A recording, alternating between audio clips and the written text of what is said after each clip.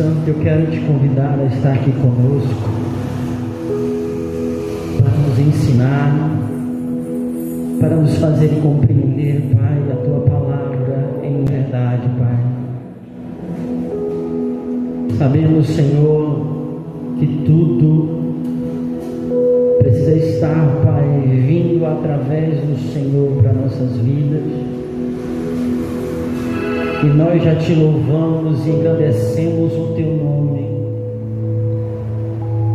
por tudo que o Senhor já começou a fazer neste lugar. Pai, em nome de Jesus,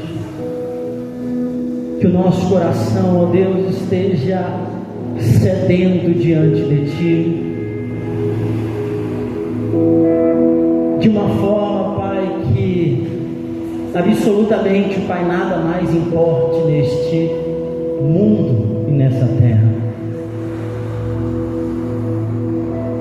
Eu quero te pedir encarecidamente, envia os Teus anjos nesse lugar, para ministrar os nossos corações, ó Deus, e quebrar as cadeias que o diabo tem posto. Ó querido Deus e Pai amado, que os nossos corações estejam diante do Senhor, como quem diz, ó Pai amado, que hoje se fosse o último dia de nossas vidas, Pai, nós entregamos a Ti este culto, este lugar, nós entregamos este bairro em Tuas mãos, Senhor, e declaramos que essa é uma noite, Pai, de frutos maravilhosos, que o Senhor nos ajudará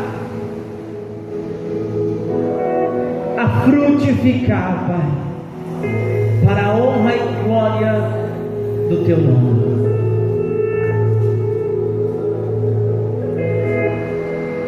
Não há nada igual,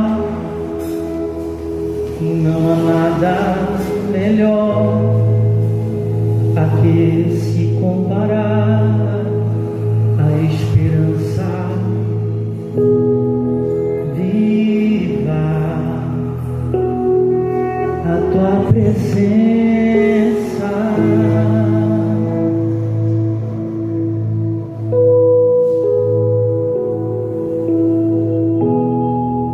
Eu provei e vi o mais doce amor que liberta o meu ser e a vergonha desfaz. Tua presença, levante sua mão nesse momento. Santo Espírito, Santo Espírito, és bem-vindo aqui, vem inundar este lugar, é o desejo do meu coração, sermos inundados por Tua glória, Senhor.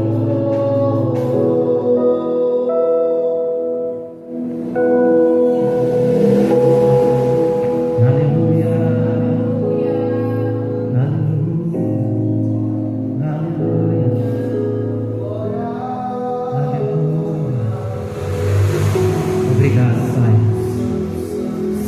Obrigado, Jesus. Marcos capítulo 11, por gentileza. Eu vou tentar ser o mais breve que eu puder. O Senhor quer nos ensinar algo importante. Em Marcos capítulo 11, a partir do versículo 20, somente até o 22.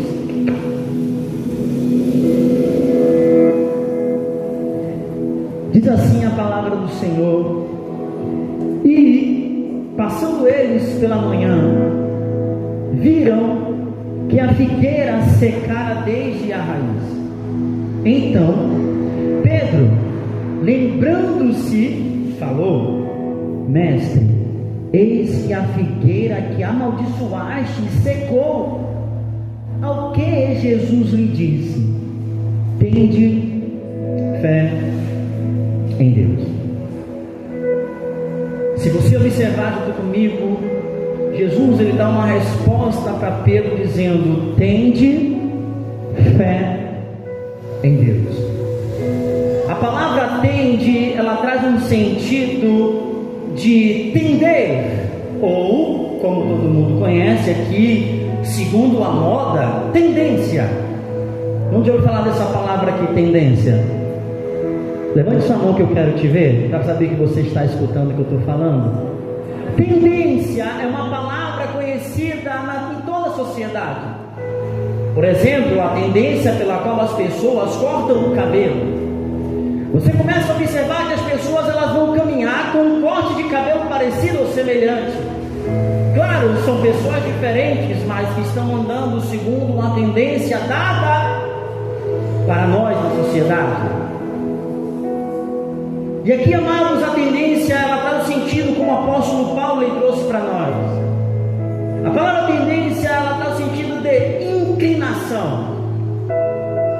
A palavra inclinação, o próprio apóstolo Paulo vai dizer em Gálatas capítulo 5, trazendo para nós uma ideia de uma luta que existe em nós, dentro de nós, aonde ele vai dizer, amados, que aquele que andar pelo Espírito não satisfará a concupiscência da carne. E da mesma forma, se eu satisfazer a concupiscência na carne, eu não faço a vontade do Espírito. E aqui Paulo começa a trazer para a gente uma ideia muito interessante, porque em seguida ele vai dizer que porque a carne ela milita contra o Espírito, e o Espírito ela milita contra a carne, porque eles são opostos entre si, eles não estão favorecendo um ao outro, eles não estão em concordância ou em harmonia em nenhum momento, em nenhum tempo. E aí você começa a imaginar da seguinte forma: quantos aqui não conhecem aquela brincadeira de escola entre os jovens chamado cabo de guerra, aonde existem dois grupos de pessoas e um juiz no meio? Ali um grupo tenta puxar para um lado o grupo que está do outro lado, enquanto que o de lá também está puxando o outro lado também. A guerra entre os dois lados. Alguém está sempre tentando puxar um lado para si. E o juiz que está no meio está decidindo quem vai vencer essa guerra. E aqui você começa então a notar uma coisa muito interessante, que Paulo, pelo Espírito Santo, revelou para nós que existe essa luta entre a nossa carne e o Espírito, para que a gente não faça aquilo que seja do nosso querer, ou seja, você, a sua personalidade e alma é quem decide quem vai vencer nessa guerra. É por isso que é uma luta tão grande dentro de nós, nossos pensamentos. O Espírito, ele sempre tende para a palavra de Deus, enquanto a carne quer tudo que esse mundo oferece. É por isso que existe essa guerra dentro de nós.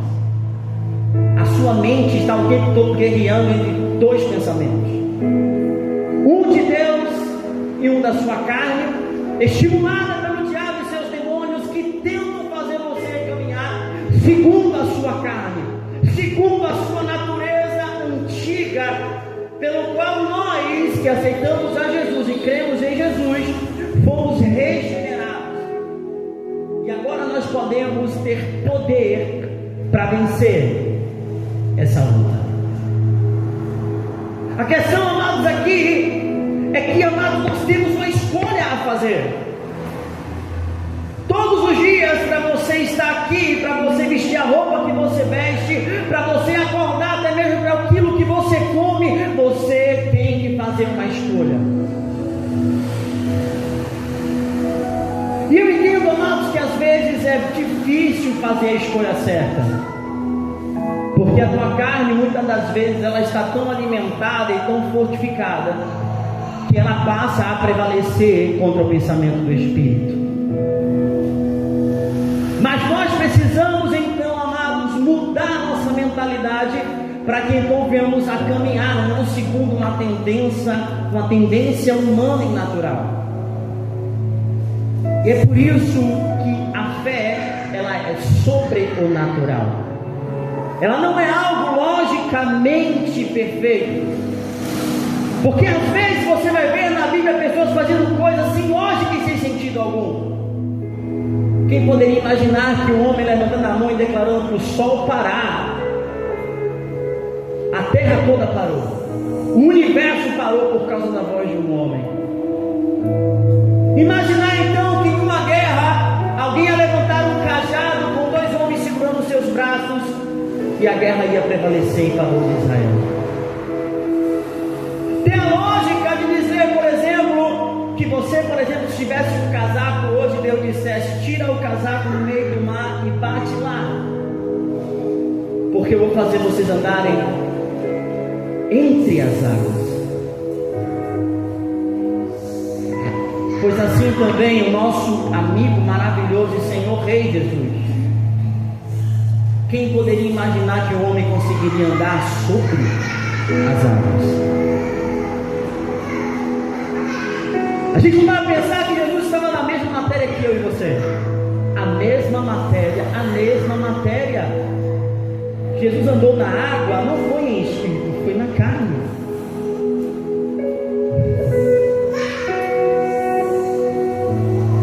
Então comece a pensar junto comigo. Essa palavra tende, ela vem trazer para a gente aqui uma escala de desenvolvimento da fé. Por quê? Porque a palavra tende, ela tem três sentidos, como obter, receber e andar na posse.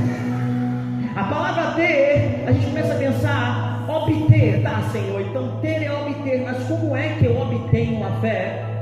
Romanos capítulo 10, versículo 17 diz que a fé vem por ouvir, e ouvir a palavra de Cristo. A NTLH vai dizer para a gente o seguinte, que a fé ela vem pela mensagem, e a mensagem pela pregação a respeito de Cristo. E aqui Deus me deu uma revelação. Vamos lá para Atos capítulo 2, para a gente compreender um pouco mais dessa passagem. Atos capítulo 2. Você vai perceber aqui, amados, como todo mundo já conhece a história, que vai falar do derramamento do Espírito Santo, meu irmão e minha irmã. E aqui você vai perceber que no momento em que o derramamento do Espírito Santo acontece em Atos 2, todos começaram a falar em outras línguas, conforme o Espírito lhe concedia que falasse. Só que aqui as línguas são línguas do passado, da qual os judeus não conheciam. Essas outras línguas são línguas naturais, maternas daqueles homens que estavam ouvindo. Então começa a acontecer o que aqui?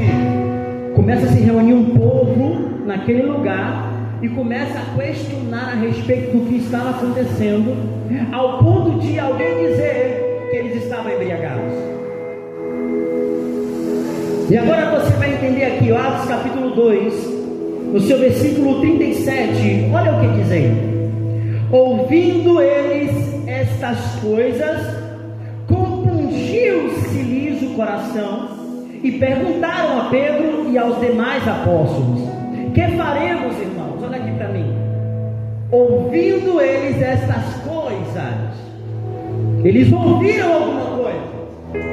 E nós estamos aprendendo que a fé ela vem justamente por você ouvir uma mensagem, e essa mensagem é a respeito de Cristo. Aqui está a primeira chave que eu quero dar a vocês.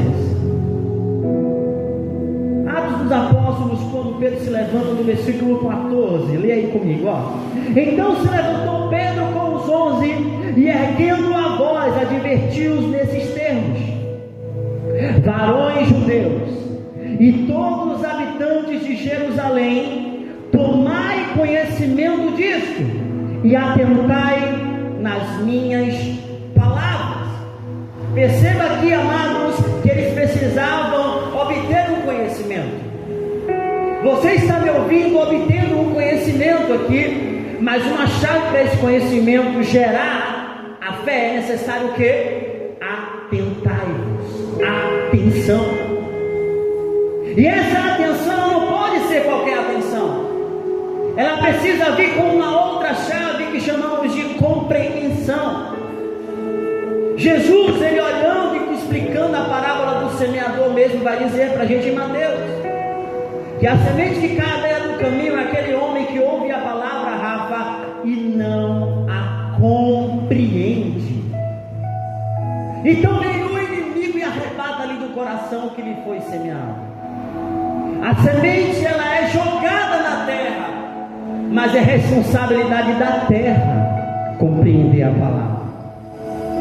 Lucas mesmo vai trazer essa palavra para a gente com um sentido um pouco diferente, mais amplo. Ele vai dizer que aquele que ouve a palavra, vem porém o inimigo ou o diabo e arrebata-lhes do coração. E olha o que ele diz: para que não suceda que crendo sejam salvos, para que não aconteça que creiam e sejam salvos.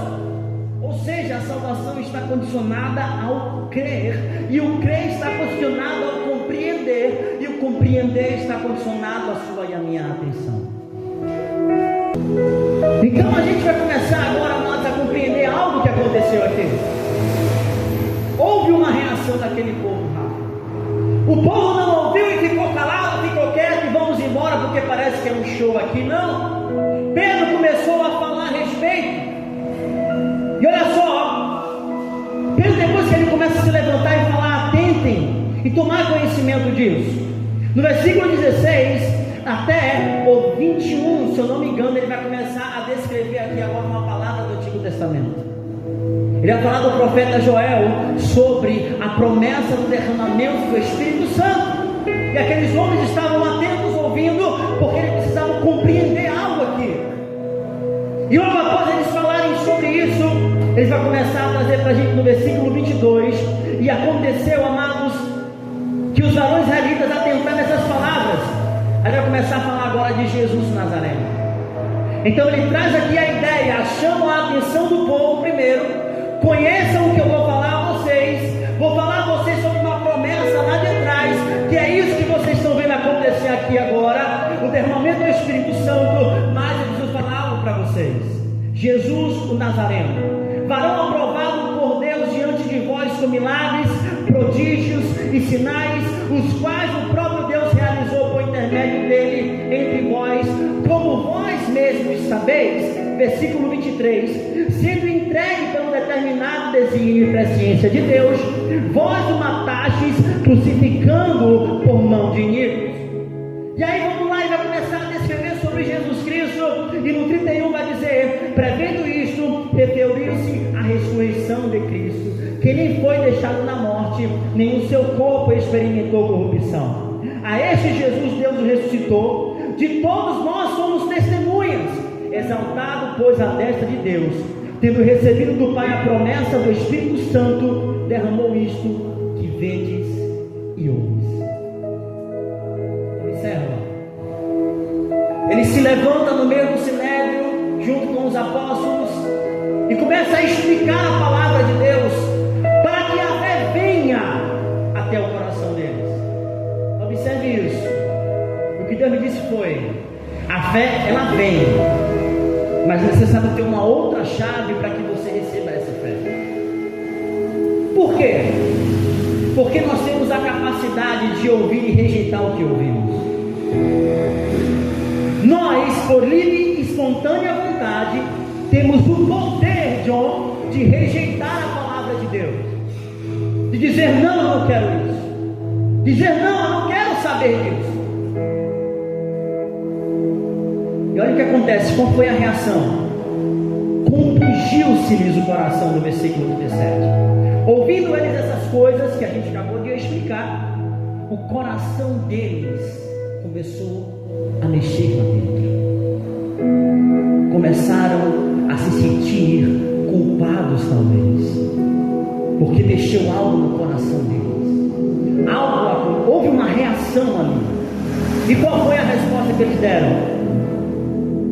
Perguntaram a Pedro e aos discípulos: que faremos, irmãos? Que faremos? Sabe o que eu vejo aqui? A fé, Jesus, a palavra, é alguém que chega na tua casa batendo na porta do teu coração. E você chega para perto e diz assim: quem é? Ele diz: é a palavra, é Jesus. Porque a Bíblia diz, amados, que ele diz assim, ó: eis que estou à porta. Fazendo o quê? Batendo. Vocês estão ouvindo a palavra. Jesus está indo até vocês e batendo na porta do coração de vocês. E aquele povo não só ouviu, mas também recebeu, porque a palavra receber significa acatar, abraçar, receber e aceitar. Então agora eles fizeram o quê? Eles pegaram uma maçaneta, abriu a porta e olhou para a palavra e disse: entre. Percebe que há um tempo entre ouvir, ter, o vem da palavra e depois o receber. Então, amados, olha só o que acontece lá comigo no 41 de Atos 2. Então os que lhe aceitaram, olha só, os que lhe aceitaram a palavra, olha o que acontece aí, foram batizados, havendo um acréscimo naquele dia de quase 3.000 pessoas. Pedro se levantou, pregou a mensagem da palavra. Eles ouviram com atenção, compreenderam e agora receberam. E esse receber gerou neles palavra e ação. O que é que a gente faz, irmão? Aí Pedro se levanta e começa a dizer: olha, arrependam-se e sejam batizados em nome de Cristo Jesus, para que vocês recebam o presente, o dom do Espírito Santo.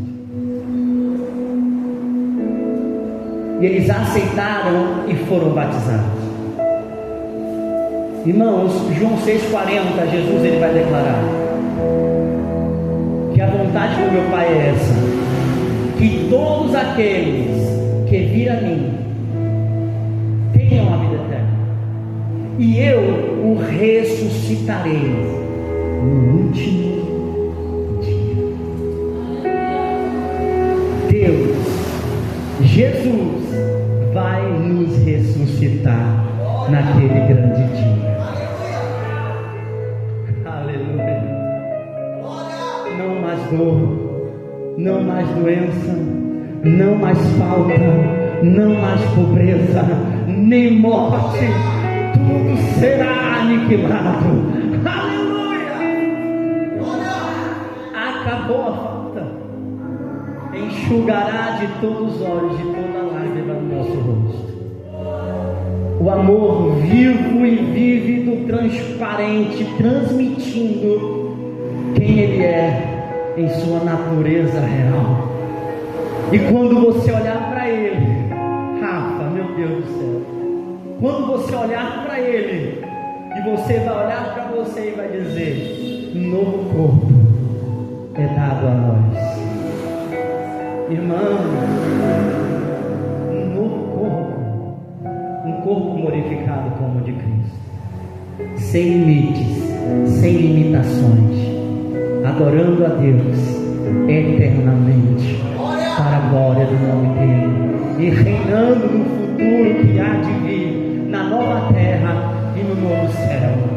Meu Deus do céu.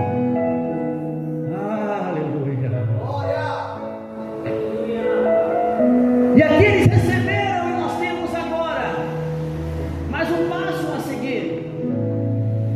Porque, amados, é muito bom você ter a fé batendo na porta da sua casa, do seu coração. É muito bom, amados, você recebê-lo no seu coração, em sua vida, quando você declarou Jesus como Senhor e Salvador. Mas agora existe um papel nosso, Rafa. Não é hora de vacilar, porque muitos aceitaram a fé, e até os antigos, como exemplo, rejeitaram depois. Alguns ficaram firmes, outros vacilaram, caíram e a salvação. E é por isso que Hebreus, capítulo 12, no versículo 1, 2 e 3, o autor aos Hebreus vai dizer para a gente como é que você precisa andar na posse da fé. Porque você abriu a porta do seu coração, recebeu Jesus, declara-se como cristão, mas existe uma luta que precisamos lutar diariamente, que é o combate da fé. É onde tudo ao seu redor diz o contrário do que a Bíblia está dizendo. É onde tudo ao seu redor é desesperança, e a palavra está dizendo: alegrem-se na esperança, perseverem em oração e tenham paciência na tribulação. Romanos 12, 12. Perseverança é a posse da fé. E Hebreus vai dizer para a gente, portanto, visto que temos a rodear-nos uma grande nuvem de testemunha, e ninguém pensa nisso, temos a rodear-nos uma grande nuvem de testemunha, desembaraçando-nos de todo o peso e do pecado que tenazmente nos assedia ou fortemente nos agarra, pois olhando firmemente para o autor e consumador da nossa fé, o qual pela alegria que lhe estava proposta suportou a cruz, não fazendo caso de ignomia. Considerai, pois, atentamente aquele que suportou tamanha oposição dos pecadores contra si mesmo. Irmãos, você será confrontado na tua fé. Você será, amado, confrontado pelo diabo para tentar minar a tua fé, para que você desista ou pare da caminhada cristã. Pare de acreditar em que Deus é real. Pare de acreditar na oração. Pare de acreditar na palavra de Deus. Pare de acreditar nas coisas do Senhor. Porque, amados, a gente está tão na carne que é muito mais fácil você dar mais crédito ao que está fora do que aquilo que está escrito na palavra de Deus. É muito mais fácil dar crédito a uma notícia, a uma ideia, a um pensamento de alguém que me diz coisas. É por isso que o apóstolo Paulo, em Efésios 6, ele fala: coloca o capacete da esperança da salvação. Sabe o que é isso? Lembre-se, haverá um grande dia. Ninguém lembra disso. Quem aqui acorda de manhã pensando: opa, eu tenho que ter cuidado com o meu dia, porque um grande dia vai vir. O que eu tenho feito, o que eu tenho falado, a minha conduta, o meu comportamento vai dizer para Deus o que eu creio, vai dizer para Deus em quem eu confio. Nós confiamos às vezes no nosso próprio braço mais do que na palavra do Espírito Santo. O que você vê hoje em dia, amados,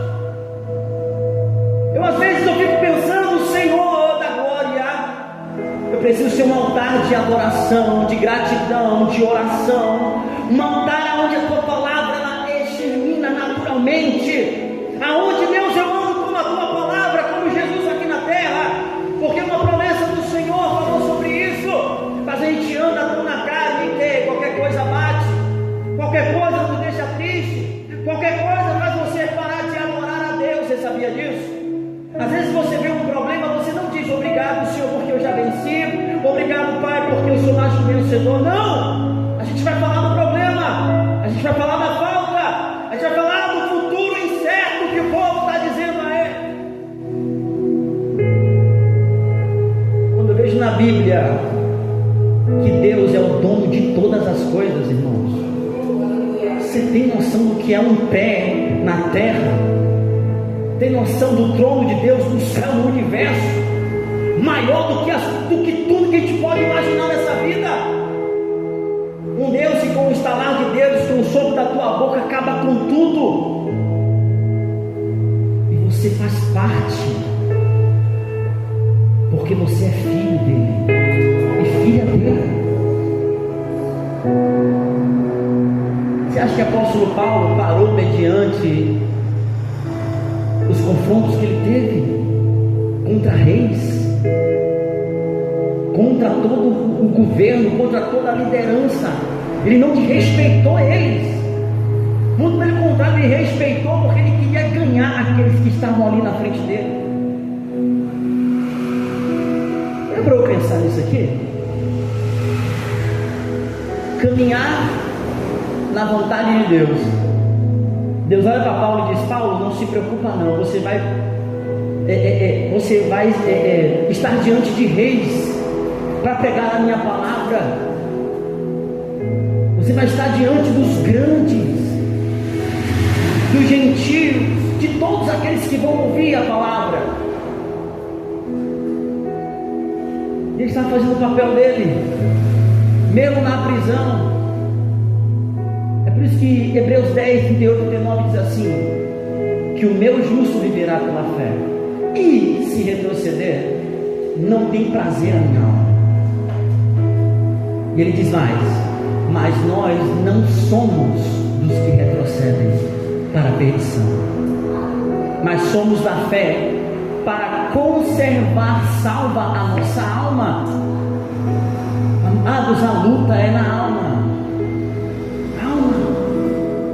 Aí Paulo pega e fala: filho Timóteo, combate o bom combate da fé, tome posse da vida eterna, Timóteo, pelo qual você fez boa confissão perante muitas testemunhas. Timóteo passou por um tempo de medo na sua caminhada. Conta a história que por causa da perseguição ele teve medo, porque a ameaça de morte estava no ar, a ameaça de matar cristãos, a ameaça, porque agora ele era o pastor das igrejas de Paulo. Paulo confiava nele para poder pastorear a igreja, e ele encorajando Timóteo, dizendo: Timóteo, você não recebeu um espírito de covardia, mas foi de poder, Timóteo, foi de amor, foi de moderação. Luta o mesmo combate, os sofrimentos que eu tenho passado, Timóteo. Luta comigo essa guerra. Batalhe comigo a batalha da fé. Combate o bom combate. Eu imagino ele escrevendo, chorando, dizendo: filho, eu combati o bom combate, e olha, eu completei a minha carreira. Irmãos, precisamos completar nossa carreira. Não é a carreira que as pessoas, que o mundo fala. Você tem uma carreira e precisa descobrir isso urgentemente. Pensa você caminhando, amados, em direção à carreira que Deus propôs para a gente. Quero ver quem para. Eu tenho uma palavra de Deus, é isso que eu vou fazer aqui, ó. Não importa o que aconteça à direita, à esquerda, porque o meu olhar está firme no autor e consumador da minha fé. É isso. É orar quando ninguém quer orar, é buscar a Deus quando ninguém quer mais buscar, é fazer o que ninguém quer mais fazer, é ser santo porque Ele é santo, independente de quem está fora. Já pensou se Paulo olhasse para as pessoas falando mal dele, achando que estava suscitando mais sofrimento a Paulo? Paulo dizia: amigo, por mais que eles achem que estão me trazendo sofrimento, não importa, contanto que Cristo seja glorificado pela palavra que eles estão pregando. Se é por dinheiro, se não é por dinheiro, se é achando que vai suscitar mais sofrimento a minha prisão, contanto que Cristo é glorificado. Ei, não vivo mais eu, mas Ele é quem vive em mim. É assim que tem que ser a vida do cristão. Não importa o que pensem, o que falem, o que digam, quando a perseguição venha contra nós, não importa, porque Ele mesmo falou: filho, eu completei a minha carreira. E Ele fala assim: olha, a coroa da justiça me está guardada. Ninguém pensa, até Jesus olhava para a recompensa. Jesus olhou para a recompensa. Você é a recompensa. Irmãos, você sabe o que é o valor de uma vida, de uma alma para Deus?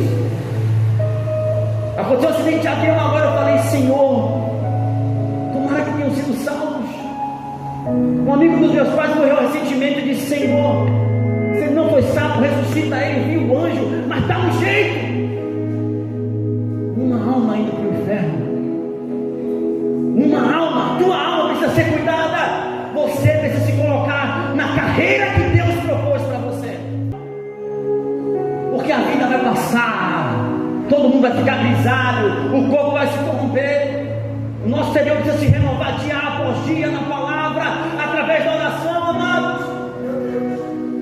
Deus valoriza o relacionamento mais do que a performance. Deus valoriza mais a intimidade do que qualquer outra coisa.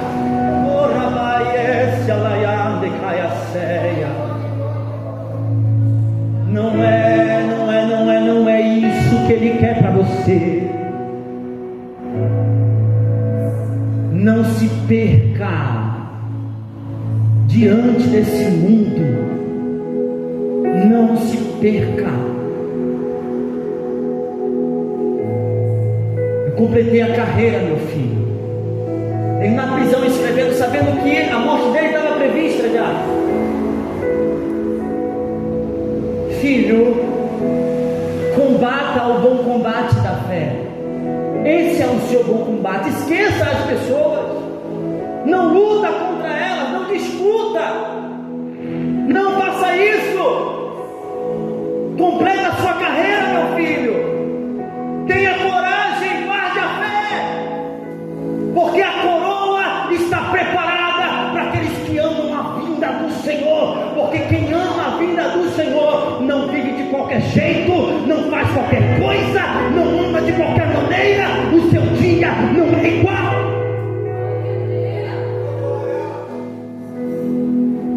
Igreja do Senhor, levanta-te. Faz o que ninguém quer fazer.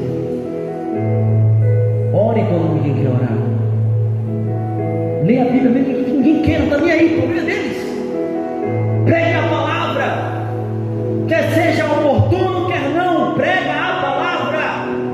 Fala de Jesus, nem que seja um Jesus te ama. Jesus mudou a minha história, Jesus mudou a minha vida. Ele me deu um propósito, Ele me deu uma carreira. Deus tem uma carreira para você também. Deus tem um plano para você também. Se for de pé, por gentileza. O mundo, amado, está mudando a cada vez mais. O sujo está se sujando cada vez mais. Irmãos, o mundo está mergulhado na lama e vai continuar. Os porcos vão continuar comendo porcaria.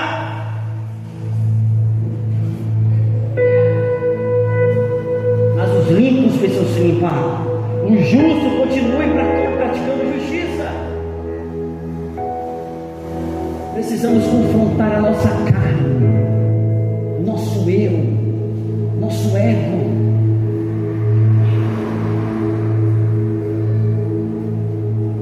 Pensa bem, quantos rejeitaram o apóstolo Paulo? Quantos olharam para ele, irmão, e deixaram ele para lá? O próprio Jesus: quem comer da minha carne, beber do meu sangue. O que é comer sua carne? Não, que negócio é esse? Me sinalizei, tchau. Aí ele pergunta aos 12, chama ele e diz assim: vocês também querem ir? E ele explicou: não é questão de comer carne, é a palavra. Jesus era a palavra, vida e espírito, espírito e vida. Mas como eu falei a vocês, alguns aceitam, outros vão rejeitar. Jesus mesmo explicou: há vários corações, há várias terras, várias condições no coração das pessoas, que alguns vão ouvir aqui agora, e vão levar para fora e vão morrer essa semente. Não vão fazer absolutamente nada, não vão mudar a história delas. Mas não é por causa que a palavra mudou, é porque a pessoa não aceitou a palavra e não reconheceu que ela precisava daquilo. Aí o diabo falou: é isso mesmo, segue o teu caminho, faz do teu jeito, faz da tua maneira, tá bom assim, tá prosperando, continua indo, vai, tá cômodo, pode continuar. diabo está esperando você, ou quem quer que seja, o grande dia da morte, o acerto de contas. Temos que ter um coração quebrantado, um coração que diz: eu não quero pecar, eu não quero esse mundo. Irmãos do céu, todos estão sofrendo hoje porque escolheram o caminho do pecado e acham que está tudo bem. Você passa na rua, você vê tanta coisa que você, rapaz, eu fico, meu Deus. Aí o povo vai dizer: não, é porque, não, é porque a palavra está sendo pregada, tem internet, tem YouTube, tem igreja em todo lugar, as pessoas aqui não querem. Faça a sua parte. Deus não está procurando performance, está procurando é coração. Alguém que diga: eu quero ser o teu amigo como Abraão foi. Eu quero crer quando ninguém está crendo. Porque, irmão, a fé está indo embora. A iniquidade está aumentando. As pessoas estão lutando por poder, por posição, por um monte de coisa. E não é isso. Não é, cara. Mas sabe o que faz diferença? É a escolha que a gente faz de tirar um tempo para Ele. Irmão, você tem que ser louco, sabe? Você tem que ser aquela pessoa, minha irmã, que vai dizer assim: olha, Pai, esse lugar é seu, ninguém toma esse lugar, esse tempo é seu, me ajuda a andar com o Senhor, porque Deus é amor. E o amor dele é conhecido na intimidade. Não tem como, irmãos.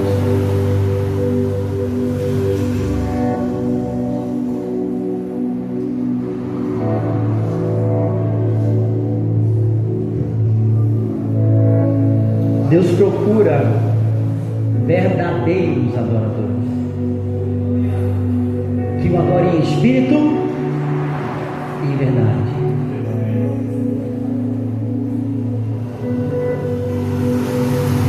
Quem vai decidir essa noite? Se posicionar. Paulo sempre falava da vida eterna. Haverá uma ressurreição. Haverá o tempo da vinda do Senhor. Irmãos, não importa se foram injustos com você, se te ofenderam, se te machucaram, se te humilharam, deixa, porque o justo juiz vai vir para aqueles que não têm Jesus. Para os crentes é recompensa, para os não crentes é juízo.